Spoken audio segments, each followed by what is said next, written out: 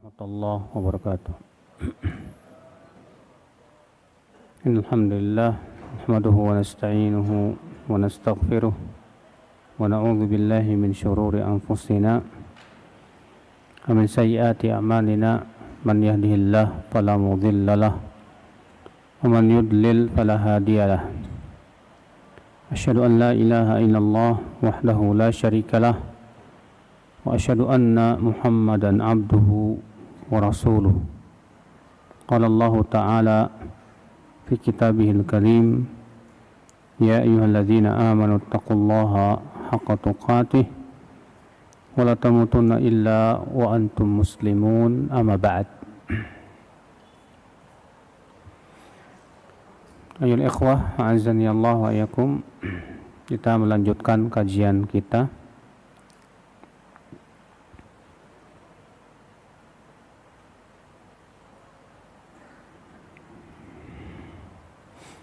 hadis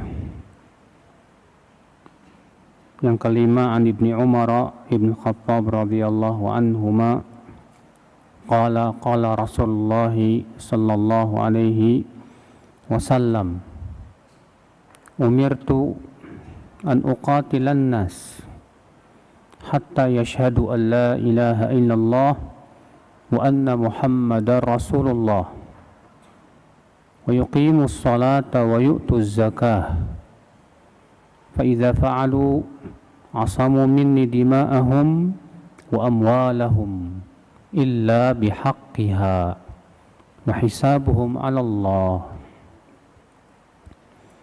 Aku diperintahkan, maksudnya oleh Allah Subhanahu wa taala, karena kata-kata aku diperintahkan apabila yang mengucapkannya itu Rasulullah, maksudnya memerintahkannya itu Allah Subhanahu wa taala.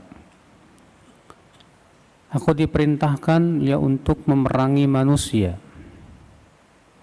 Kata-kata an-nas di sini, alif lam dalam kata an-nas itu mempunyai makna alif lam al-ahdu dzikri, bukan alif lam al-istighraq, ya.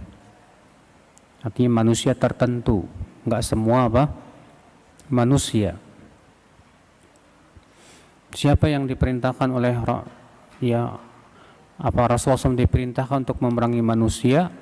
Siapa yang dimaksud dengan manusia di sini? Yaitu orang-orang kafir harbi. Orang-orang kafir harbi. Adapun orang-orang kafir yang tidak harbi, yang tidak memerangi kaum muslimin, baik itu orang kafir zimmi atau kafir muahad atau kafir musta'man, sebagaimana pernah saya jelaskan, maka yang seperti ini tidak boleh diperangi, tapi didakwahi. Iya. Dalilnya Allah Ta'ala berfirman, la yanhakumullahu 'anil ladzina lam yuqatilukum fid din wa lam yukhrijukum min diyarikum an tabarruhum wa tuqsitu ilaihim innallaha yuhibbul muqsitin, dalam surat Al-Mumtahanah.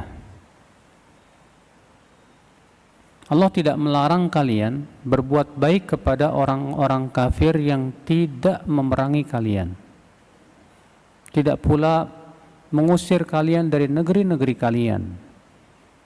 Sesungguhnya Allah mencintai orang-orang yang berbuat adil.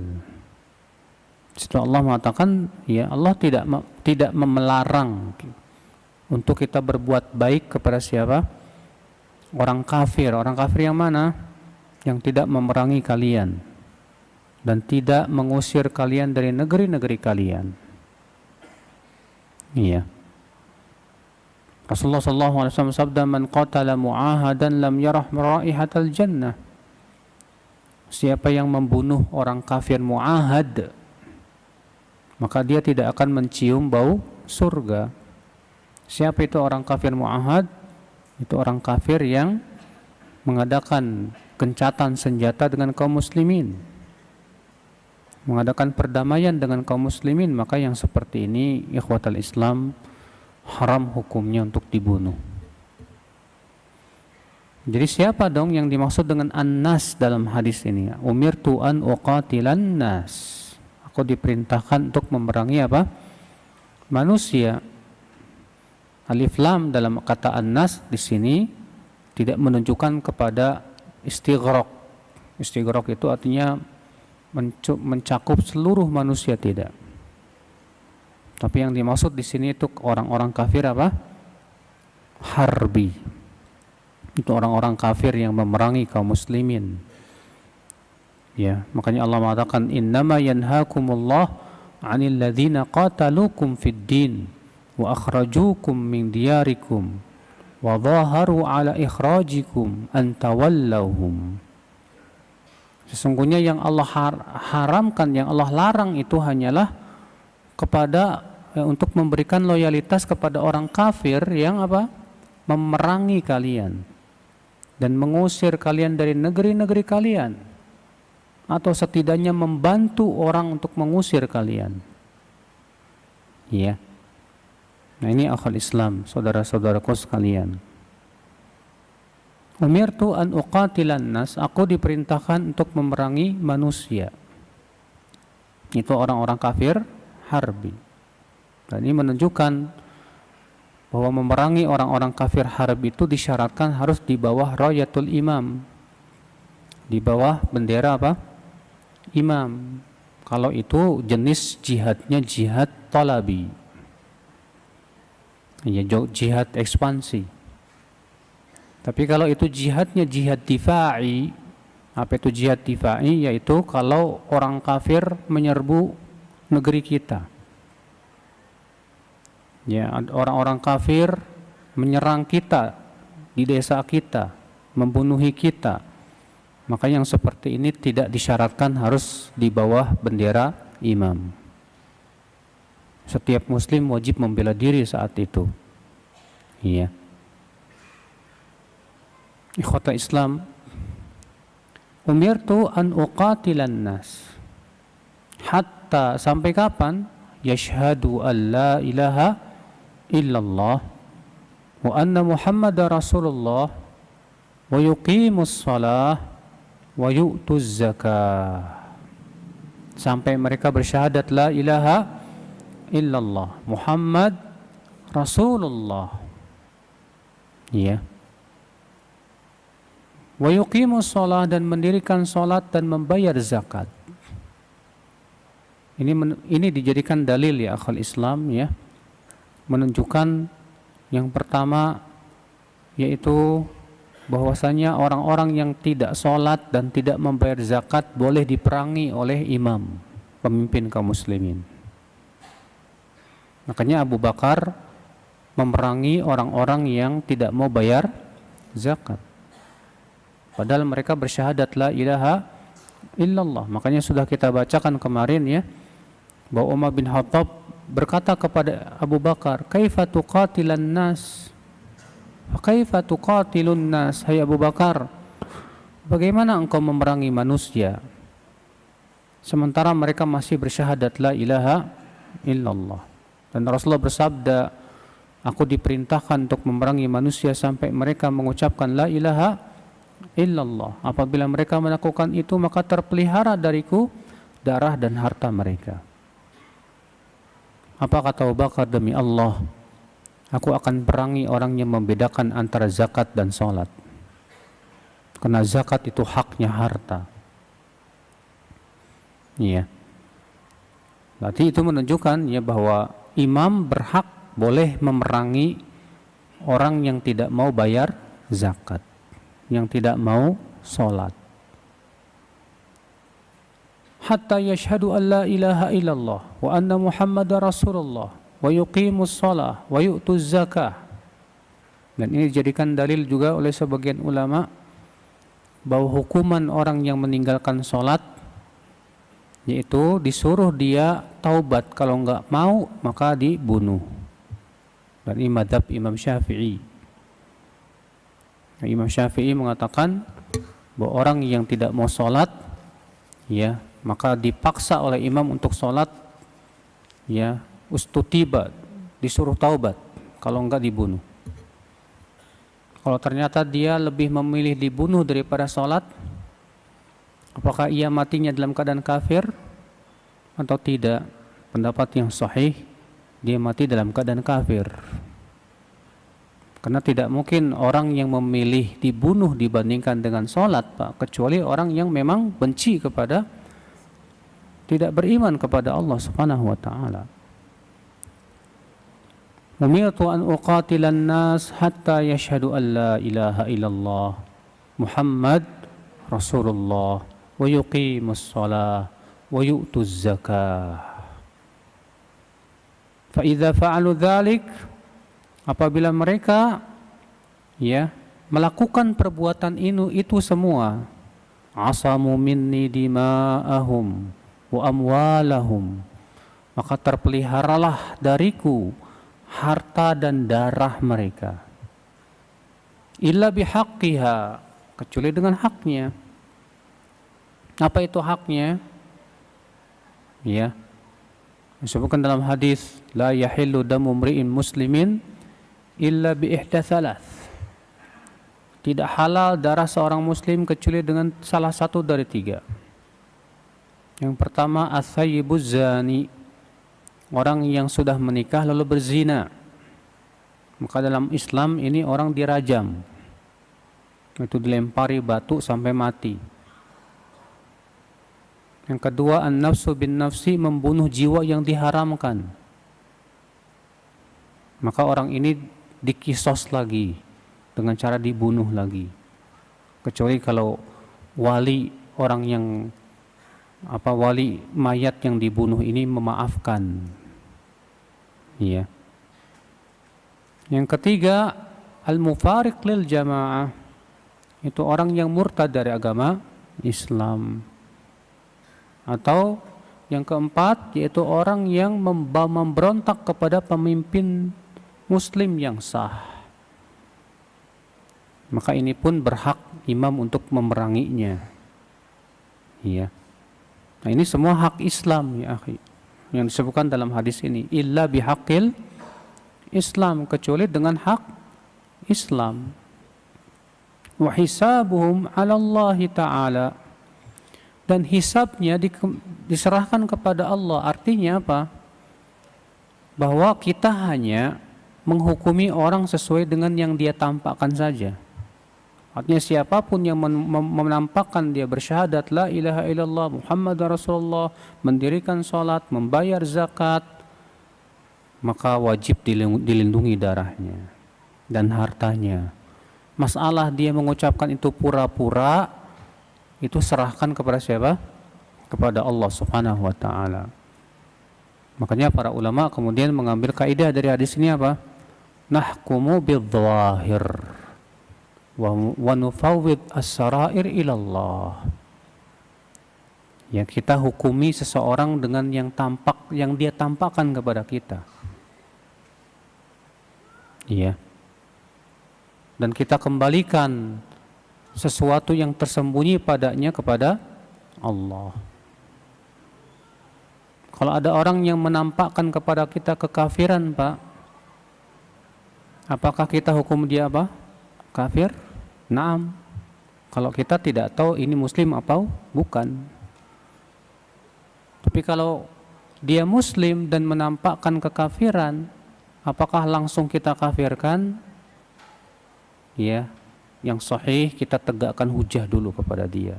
Barangkali dia tidak tahu kalau itu perbuatan apa? Kekufuran.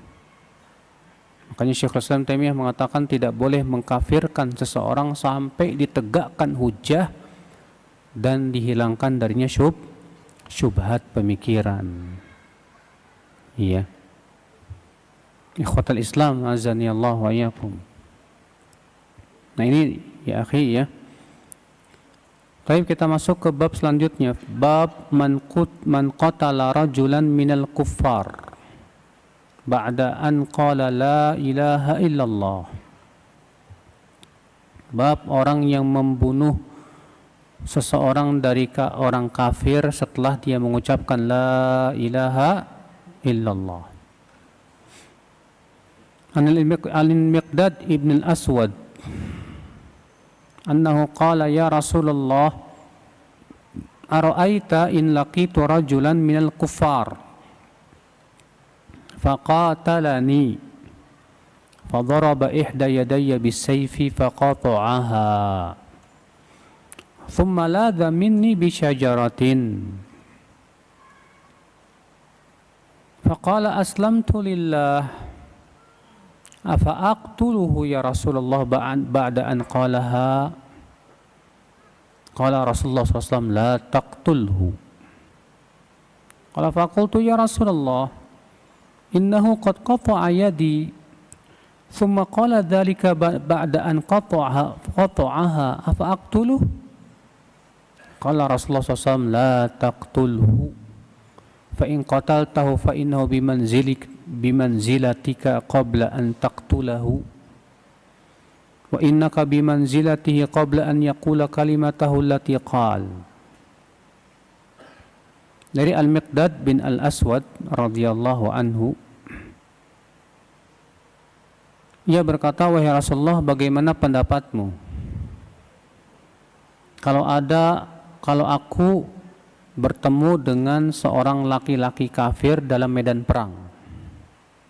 Dalam medan apa? Perang. Lalu aku pun kemudian berperang melawan dia. Dan ternyata dia berhasil menebas salah satu tanganku sehingga buntung, putus.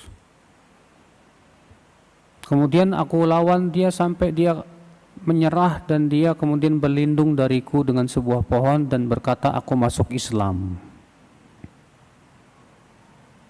Bolehkah aku membunuhnya, ya Rasulullah? Setelah dia mengucapkan itu, kata Rasulullah, tidak boleh. Aku berkata, ya Rasulullah, tapi dia sudah memutuskan tanganku, ya Rasulullah. Setelah dia, kemudian baru setelah itu dia mengucapkan, ya, bahwa dia masuk Islam. Apa boleh aku membunuhnya, ya Rasulullah? Kata Rasulullah, tidak boleh.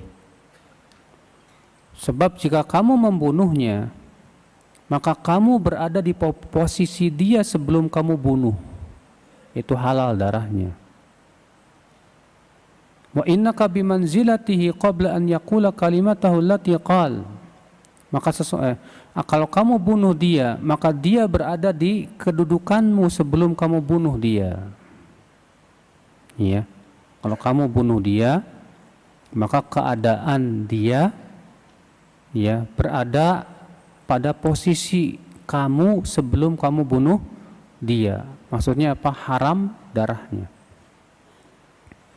Dan kamu berada di posisi dia sebelum dia mengucapkan kalimat tersebut, artinya halal darahnya. Iya.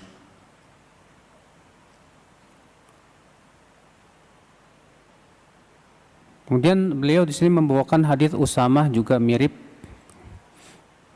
An Usamah bin Zaid radhiyallahu anhu qala ba'athana Rasulullah SAW fi sariyatin fasabbahana al-huruqati min Juhainah fa adraktu rajulan faqala la ilaha illallah fata'antuhu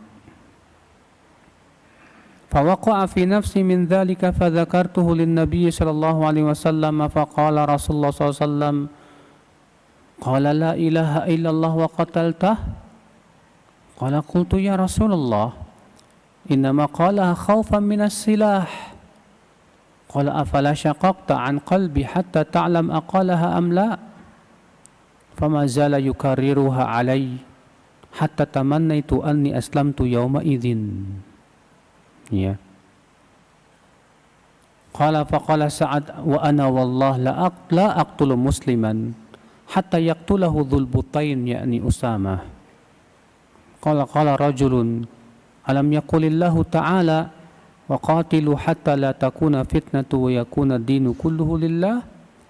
Faqala Sa'ad qad qatalna hatta la takuna fitnah wa anta wa ashabuka turiduna an tuqatilu hatta takuna fitnah. Dari Usamah bin Zaid, semoga Allah meridainya, ia berkata, Rasulullah SAW mengirim kami bersama pasukan. Ya, lalu kami pun menyerang perkampungan Juhainah di pagi hari. Lalu aku berhasil mengejar seorang laki-laki, kemudian ia mengucapkan la ilaha illallah, namun aku tetap membunuhnya. Maka hatiku merasa gelisah, tidak tenang. Lalu aku ceritakan itu kepada Nabi Shallallahu Alaihi Wasallam. Maka Rasulullah SAW bersabda, dia sudah mengucapkan la ilaha illallah, kamu tetap membunuhnya? Aku berkata, wahai Rasulullah, dia mengucapkan itu karena takut dari pedang, takut dibunuh. Kata Rasulullah, kenapa kamu tidak belek jantungnya supaya kamu tahu kalau dia mengucapkannya itu karena takut? Artinya dari mana kamu tahu bahwasanya dia mengucapkannya itu karena apa? Karena takut. Dari mana? Iya. Terus saja Rasulullah SAW mengulangi ucapan itu. Kenapa kamu tidak belek saja hatinya supaya kamu tahu kalau dia mengucapkannya itu karena takut? Terus Rasulullah SAW ulangi lagi. Sehingga kata Usamah, hingga aku berangan-angan andaikan aku baru masuk Islam saat itu. Berkata Sa'ad bin Abi Waqqas, dan saya demi Allah aku tidak berani membunuh muslim. Maksudnya ketika kan disebutkan dalam hadis ya bahwa orang ini dikejar oleh dua sahabat. Yang pertama Usamah, yang pertama Sa'ad. Ya, ketika hendak dibunuh dia mengucapkan la ilaha illallah. Sa'ad enggak jadi bunuh. Adapun Usamah tetap membunuh. Makanya Sa'ad mengatakan, demi Allah aku tidak pernah membunuh seorang muslim pun sampai yang membunuhnya Dzulbutain itu Usamah. Iya.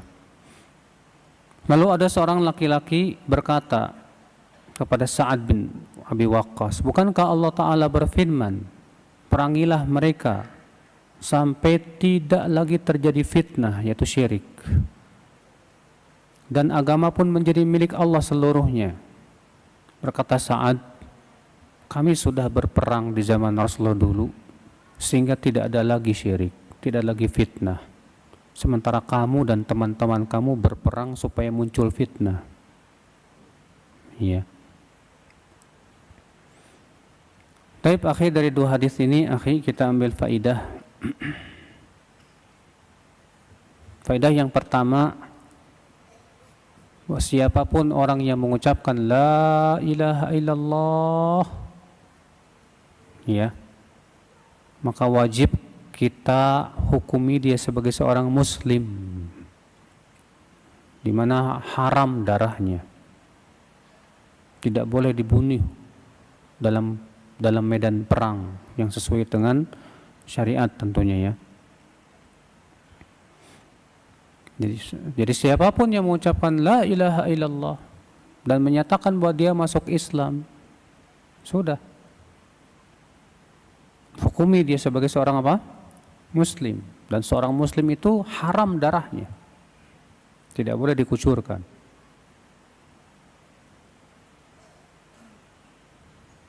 Di sini kita ambil faedah yang kedua, ya akhi, yang bisa kita petik. Hadis ini menunjukkan bahwa kita tidak boleh menghukumi atau mengkafirkan hanya sebatas dengan dugaan. Ya, kita tidak boleh mengkafirkan seseorang hanya karena atau menghalalkan, tidak boleh kita menghalalkan darah seseorang hanya karena dugaan. Ya. Kenapa, Pak? Karena di situ kan Usamah ditegur sama Rasulullah. Kenapa kamu membunuhnya? Padahal dia sudah mengucapkan la ilaha illallah. Apa kata Usamah? Tapi ya Rasulullah, dia mengucapkannya karena takut dibunuh. Apa kata Rasulullah? Dari mana kamu tahu? Kenapa kamu tidak belek jantungnya? Supaya kamu tahu kalau dia mengucapkannya karena takut atau enggak. Artinya Ini menunjukkan bahwa Usama itu hanya sebatas apa? Menduga. Bahkan dalam hadis yang pertama tadi, Al-Miqdad bin Al-Aswad, ya, orang ini sempat memutuskan tangannya. Tapi ketika dia mau bunuh, dia tiba-tiba mengucapkan aku masuk Islam. Dalam keadaan seperti ini ada nggak dugaan yang sangat kuat kalau dia masuk Islamnya karena takut? Iya. Tapi masalahnya ya akhwal Islam, dugaan yang seperti ini kalah oleh sesuatu yang sudah yakin jelas bahwa dia mengucapkan la ilaha illallah. Maka dari itu sesuatu yang yakin tidak boleh dikalahkan. Sesuatu yang sudah jelas di mata kita bahwa dia mengucapkan la ilaha illallah tidak boleh kemudian dikalahkan oleh sebatas dugaan. Ya. Makanya ya mengkafirkan orang hanya sebatas dengan dugaan ini berbahaya sekali saudaraku sekalian. Azani Allah wa iyyakum. Makanya kata Syekh Utsaimin rahimahullah, ya, seorang muslim tidak boleh dihilangkan keislamannya kecuali dengan sesuatu yang pasti, sesuatu yang qat'i. Kata Imam Asy-Syaukani rahimahullah, i'lam anna al-hukma 'ala rajulil muslim bi khurujihi min dinil Islam wa dukhulihi fil kufr la yanbaghi li muslimin yu'minu billahi wal yawmil akhir an yuqdima 'alaihi illa bi burhanin awdah min syamsin nahar. Fa innahu qad thabata fil ahadits as-sahihah al-marwiyah min tariqi jama'ati min as-sahabah anna man qala li akhihi ya kafir faqad ba'a biha ahaduhuma. Ketahuilah bahwa menghukumi seorang muslim bahwa ia telah keluar dari agama Islam tidak boleh sembarangan dilakukan oleh seorang muslim, kecuali dengan bukti yang sangat lebih jelas dari matahari di siang bolong. Artinya dengan bukti-bukti yang sangat pasti, sangat jelas, bukan sebatas apa? Bukan sebatas dugaan, tidak boleh. Ya. Apalagi kalau mengkafirkan dengan konsekuensi ucapan, ini lebih nggak boleh lagi. Karena terkadang ada orang mengucapkan kata-kata, kalau kata-katanya itu kita ambil konsekuensinya mengandung kekufuran, Pak. Lalu kemudian gara-gara konsekuensinya itu langsung kita kafirkan, ini bahaya. Karena kata para ulama, ya, lazimul qaul, konsekuensi ucapan dari seseorang itu tidak boleh dinisbatkan kepadanya. Kecuali kalau kita tanya, apakah maksud ucapan kamu begini? Lalu ia mengatakan iya. Maka pada waktu itu bisa dinisbatkan kepada dia. Berkata Ibnu Taimiyah, man tsabata islamuhu biyaqinin lam yazul dzalika anhu bisyak. Siapa yang telah nyata keislamannya dengan yakin, maka tidak boleh hilang dan tidak boleh dihilangkan keislamannya hanya dengan sesuatu yang meragukan.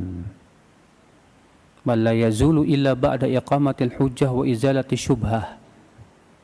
Bahkan tidak hilang kecuali setelah ditegakkan padanya hujjah dan dihilangkan darinya apa? Syubhat. Ya. Ini akal Islam, azani Allah wa iyyakum. Syekh Muhammad bin Abdul Wahhab yang disebut oleh para pembenci dakwah beliau sebagai tokoh Wahabi, Pak. Dan orang-orang sufi dan orang-orang yang benci kepada beliau itu selalu menuduh beliau itu katanya suka mengkafir-kafirkan. Apa kata beliau? Man adharal Islam wa dhananna annahu ata binaqidin la nukaffiruhu bidhann li'anna al-yaqin la yarfa'uhu dhann. Siapa yang memperlihatkan keislaman dan kita menduga bahwa ia jatuh kepada pembatal keislaman, maka kita tidak boleh mengkafirkan dengan dugaan. Karena sesuatu yang yakin tidak boleh kalah dengan dugaan. Ini perkataan siapa, Pak? Ya, Muhammad bin Abdul Wahhab. Beliau bukan orang yang sembarangan mudah mengkafir-kafirkan, Pak. Ya. Tidak seperti yang dituduhkan kepada beliau. Ya. Hadis ini kita ambil faedah ya akhal Islam, bahwa seorang muslim yang membunuh muslim yang lain, bahwa seorang muslim yang membunuh muslim yang lain dengan tanpa hak, darahnya halal. Darahnya apa? Halal. Iya, artinya oleh pemerintah muslim, pemerintah Islam, dia dikisos. Apa kisos itu? Dengan cara dibunuh lagi. Iya. Dalam Islam begitu, Pak. Orang yang membunuh, hukumannya dibunuh lagi. Dengan cara itulah ya akhwal Islam, darah seseorang itu terpelihara, Pak. Iya. Makanya hukuman Allah mengatakan walakum fil qisasi hayatun ya ulil albab. Walakum fil qisasi hayatun ya ulil albab. Untuk kalian dalam hukuman kisos itu terdapat kehidupan, wahai orang-orang yang mau berpikir. Artinya dengan ditegakkan kisos, orang yang membunuh dibunuh lagi, itu justru kehidupan buat kalian. Kenapa? Karena dengan seperti itu orang mau membunuh orang lain tuh mikir, sebab dia akan dibunuh lagi. Tapi kalau misalnya dia membunuh cuma di penjara doang, nggak bakalan kapok, Pak. Iya. Cuma aneh, Pak. Banyak orang mengatakan, wah, hukum kisos itu kejam. Kita katakan, loh, dia yang membunuh orang emang nggak kejam. Iya. Dia yang membunuh orang itu kan kejam. Ya dalam Islam kan diberikan apa? Hukum yang adil, yang sama dengan seperti yang dia lakukan. Siapa yang membunuh ya dibunuh lagi. Ya. Namun itu pun setelah apa Pak, di cross check dulu. Kalau misalnya ada syubhat, ada sesuatu yang samar, maka ya al-hudud tudra'u bisyubuhat. Penegakan hukuman kisos bisa nggak jadi karena adanya sedikit syubhat. Iya. Ikhwatul Islam, azani Allah wa iyyakum. Faedah selanjutnya yang bisa kita petik saudaraku sekalian, hadis ini menunjukkan tadi kepada pembahas yang sudah kita sebutkan, yaitu al-hukmu bil-dhahir. Bahwa kita menghukumi seseorang itu sesuai dengan yang ia tampakkan kepada kita. Iya. Faedah selanjutnya ya akhal Islam, hadis ini menunjukkan juga bahwa perbuatan dosa itu menimbulkan kegelisahan di hati. Karena Usamah setelah membunuh orang tersebut padahal dia sudah mengucapkan la ilaha illallah, apa kata Usamah? Fawaqa'a dzalika fi nafsi. Maka hatiku merasa enggak tenang. Hatiku merasa gelisah. Memang demikian, Pak. Seorang mukmin yang hatinya masih bersih itu, Pak, kalau jatuh kepada dosa biasanya apa? Hatinya merasa enggak tenang, gelisah. Makanya kalau hati kita merasa gelisah, enggak tenang setelah melakukan sebuah perbuatan, itu tanda dosa biasanya. Kalau memang hati kita masih bersih ya. Adapun kalau hatinya udah kotor, gelap gulita, udah biasa berbuat dosa, justru kalau enggak berbuat dosa malah gelisah, Pak. Ada yang seperti itu. Itulah yang lagi bobo bangunin mas. Pak, jangan bobo atuh Pak. Iya, majelis ta'lim, majelis yang mulia, majelis para malaikat. Malaikat aja hadir. Iya. Iya. Jadi demikian saudaraku sekalian ya, bahwa dosa itu sering menimbulkan kegundahan di hati. Ya, bagi orang-orang yang beriman yang hatinya masih sehat itu. Iya.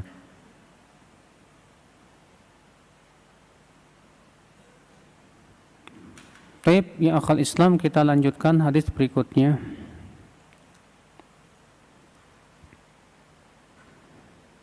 An Safwan bin Muhriz Ana Jundab ibn Abdullah al-Bajali ba'atha ila As'as bin Salamah zaman fitnat ibn Zubair. Dari Safwan bin Muhriz bahwasanya Jundab bin Abdullah al-Bajali mengutus kepada As'as bin Salamah di zaman fitnah Abdullah bin Zubair. Maksudnya karena kan Abdullah bin Zubair ya menjadi khalifah dan mengangkat dirinya sebagai seorang khalifah di mana di Mekah, dan beberapa wilayah mengikuti beliau dan baiat sama beliau. Sementara di Syam ada kekuasaan yang lain, itu kekuasaan Abdul Malik bin Marwan. Maka Abdul Malik bin Marwan ya memerangi Abdullah bin Zubair, sampai akhirnya Abdullah bin Zubair pun dibunuh oleh Panglima Abdul Malik bin Marwan yang bernama Hajjaj bin Yusuf. Iya. Hajjaj bin Yusuf ini terkenal sangat kejam sekali, sangat bengis sekali. Faqal, lalu Jundab bin Abdullah berkata, Ijma' li nafaran min ikhwanika hatta uhadithahum. Tolong kumpulkan untukku beberapa kawan-kawanmu itu. Ya, supaya aku sampaikan hadis kepada mereka. Faba'atha rasulan ilaihim, maka ia pun mengirim utusan kepada mereka. Falamma ijtama'u ja'a Jundab wa alaihi burnus asfar. Ketika mereka telah berkumpul, datanglah sahabat ini yaitu Jundab yang memakai burnus. Burnus itu Pak, gamis tapi ada tutup kepalanya tuh. Pernah lihat nggak? Ya, gamis panjang gitu kayak gini tapi ada tutup kepalanya, itu namanya burnus. Iya, yang berwarna kuning. Faqala tahaddatsu bima kuntum tuhadditsuna bih. Silakan kalian berbicara dengan apa yang kalian bisa berbicara dengannya. Hatta darul hadis, hingga terjadilah pembicaraan. Falamma daral hadithu ilaihi, ketika pembicaraan itu bagian Jundab, hasaral burnus an ra'si, maka beliau pun membuka tutup kepalanya. Faqala inni ataitukum wa la uridu an ukhbirakum illa an nabiyikum sallallahu alaihi wasallam. Sesungguhnya aku sengaja mendatangi kalian, tujuanku hanya ingin mengabarkan kepada kalian sebuah hadis dari Rasulullah sallallahu alaihi wasallam. Inna Rasulullah sallallahu alaihi wasallam ba'atha ba'than minal muslimina ila qaumin minal musyrikin. Sesungguhnya dahulu Rasulullah SAW mengirimkan pasukan dari kaum muslimin ya untuk menyerang kaum musyrikin. Wa innahum iltaqau, dan mereka pun bertemulah di medan perang. Fakana rajulun minal musyrikin idza syaa an yaqsida ila rajulin muslimin qasada lahu faqatalah. Dan ya kaum musyrikin ya mereka kalau mau membunuh seorang muslim mereka bunuh. Wa inna rajulan minal muslimin qasada ghaflatahu. Lalu kemudian ada seorang muslim ya mengambil kesempatan lalainya orang ini. Jadi ada satu orang kaum orang musyrik ya, yang dia sangat hebat sekali dan berhasil banyak membunuh kaum muslimin. Lalu ada seorang muslim yang memperhatikan kelengahan dia untuk dia serang saat dia lengah. Wa inna rajulan muslimin qasada ghaflata wa qala kunna nuhaddath annahu Usama bin Zaid, dan disampaikan kepada kami dia bernama Usamah bin Zaid. Ini hadisnya sama dengan yang tadi sebetulnya ya. Falamma rafa'a alaihi saif, ketika Usamah telah mengambil pedangnya dan hendak ditebas ke orang tersebut, qala la ilaha illallah. Rupanya orang ini mengucapkan apa? La ilaha illallah. Ya. Faqatala, tapi Usamah tetap membunuhnya. Karena orang ini sudah membunuh banyak kaum muslimin. Tapi ketika mau dibunuh, dia mengucapkan la ilaha illallah. Maka Usamah tetap membunuhnya juga. Karena Usamah menduga ini orang mengucapkan la ilaha illallah cuma takut doang ini. Faja'al Bashiru ila Nabi SAW. Maka datanglah seseorang memberikan kabar gembira kepada Nabi SAW. Fasa'alahu fa'akhbarahu khabara rajul kaifa sana'. Maka Nabi pun bertanya kepada orang tersebut. Lalu orang itu mengabarkan tentang laki-laki tersebut, bagaimana dia dilakukan. Artinya orang yang telah membanyak membunuh orang ini, ya kaum muslimin ini. Fada'ahu fasa'alahu. Ya, mendengar cerita itu Rasulullah memanggil Usamah. Lalu Rasulullah bertanya kepadanya, lima qataltahu, kenapa kamu bunuh dia? Faqala ya Rasulullah auja'a fil muslimina faqatala fulanan wa fulan. Wahai Rasulullah, dia sudah banyak membunuh kaum muslimin. Dia sudah membunuh si fulan dan si fulan. Wasamma lahu nafaran, di mana Usamah menyebutkan nama-nama yang dibunuh oleh dia. Wa inni hamaltu alaih, lalu aku serang dia. Falamma ra'a as-saif, ketika ia telah melihat pedangku, qala la ilaha illallah. Dia mengucapkan la ilaha illallah. Qala Rasulullah SAW aqataltah, terus kamu bunuh dia? Qala na'am, iya. Apa kata Rasulullah? Fa kaifa tasna'u bila ilaha illallah idza ja'at yaumal qiyamah. Lalu apa yang akan kamu lakukan kalau nanti la ilaha illallah datang pada hari kiamat? Qala ya Rasulullah istaghfirli. Maka Usamah berkata, wahai Rasulullah, mohonkan ampunan untukku. Rasulullah bersabda lagi, fa kaifa tasna'u bila ilaha illallah idza ja'at yaumal qiyamah. Apa yang kamu lakukan nanti bila la ilaha illallah nanti datang pada hari kiamat? Kata Usamah, faja'ala la yaziduhu ala an yaqul fa kaifa tasna'u bila ilaha illallah. Ya. Dan ternyata Rasulullah terus saja mengucapkan itu. Iya. Dalam hadis tadi Rasulullah mengatakan, kenapa kamu tidak belek hatinya? Itu tidak bertabrakan dengan riwayat ini ya. Karena yang satu meriwayatkan sebagian ucapan Rasul, yang satu lagi meriwayatkan sebagian yang lainnya. Iya. Nah, hadis ini sama dengan hadis yang tadi, itu kisah Usamah bin Zaid yang membunuh orang yang sudah mengucapkan la ilaha illallah. Iya. Bab man laqiya Allah Ta'ala bil iman wa irusyakin fihi dakhala al jannah. Bab orang yang bertemu dengan Allah dengan membawa keimanan tanpa ada keraguan, maka pasti masuk surga. Hadis nomor 9, an Uthman radhiyallahu anhu qala qala Rasulullah sallallahu alaihi wasallam man mata wa huwa ya'lamu annahu la ilaha illallah dakhalal jannah. Siapa yang meninggal dunia dalam keadaan ia berilmu bahwa tidak ada ilah yang berhak disembah, dalam keadaan dia yakin bahwasanya tidak ada yang berhak disembah kecuali Allah, maka ia pasti masuk apa? Surga.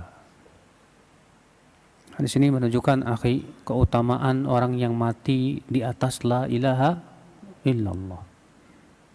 Siapapun yang mati di atas la ilaha illallah, dia dijamin masuk surga. Pasti Pak itu. Bagaimana kalau dia misalnya banyak dosanya Pak, dan ternyata dosanya saking banyaknya itu tidak bisa dihapus oleh la ilaha illallah, maka dia akan dimasukkan ke neraka dulu, dicuci sampai dosanya habis semua, baru kemudian diangkat dari api neraka, baru kemudian dimasukkan ke dalam surga. Karena ini jaminan, ya. Makanya dalam hadis yang lain Rasulullah mengatakan apa? Yakhruju minan nar man qala la ilaha illallah wa fi qalbihi mithqala dzarratin min iman. Pasti akan keluar dari api neraka, kata Rasulullah, orang yang mengucapkan la ilaha illallah sementara di hatinya ada sebesar biji sawi dari keimanan. Masya Allah. Ini menunjukkan ya akhi, ya, keutamaan tauhid. Keutamaan apa? Tauhid. Dan bahwasanya tauhid itu syarat masuk surga. Dan orang yang wafat di atas tauhid sudah dijamin masuk surga. Tapi Pak, itulah yang kita pikirkan. Gimana caranya supaya kita wafat di atas la ilaha illallah? Karena sekarang kita nih masih hidup nih ya, alhamdulillah kita mentauhidkan Allah, alhamdulillah kita paham syirik, paham tauhid. Tapi ada nggak jaminan kalau kita bakalan wafat di atas tauhid, Pak? Kita nggak ada jaminan loh, Pak. Sementara al-ibrah bil khawatim, yang dilihat itu adalah akhir umur seseorang. Yang dilihat itu bukan awal umur, bukan pertengahan umur, tapi yang dilihat itu apa? Akhir umur. Kita matinya di atas apa ini? Tapi kita harus yakin, Pak, bahwa kalau kita bersungguh-sungguh menjaga tauhid kita, Allah tidak akan sia-siakan. Makanya kita harus ada kesungguhan menjaga tauhid yang telah Allah berikan kepada kita, supaya kita tidak wafat di atas syirik. Makanya agar kita tidak wafat di atas syirik, Pak, wajib kita belajar terus tentang tauhid.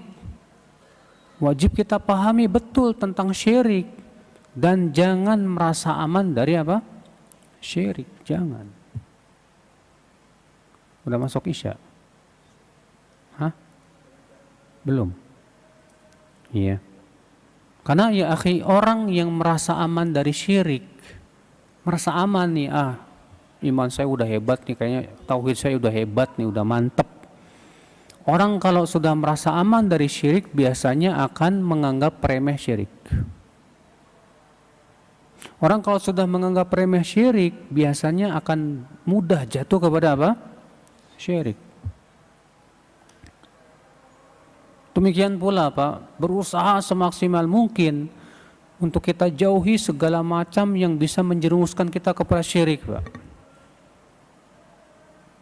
Ya, berupa teman-teman yang buruk. Kalau teman-teman itu bisa menyeret kita ke kesyirikan, jauhi, Pak. Demikian pula segala macam ucapan yang berbau kesyirikan dan yang lainnya. Allahu a'lam. Demikian. Wabillahi taufik. Assalamualaikum warahmatullahi wabarakatuh.